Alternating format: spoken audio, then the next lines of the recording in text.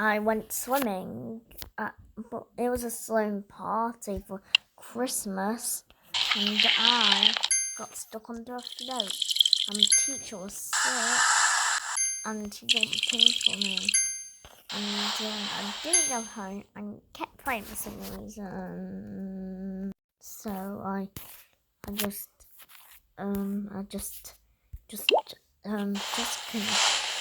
swimming like a normal person, like nothing ever happened, and I just don't want to act it out. I wish I never did that.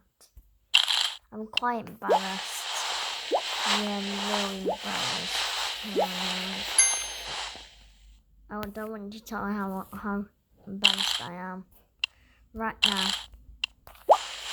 Okay, can you please like and subscribe to this channel? Please. Please.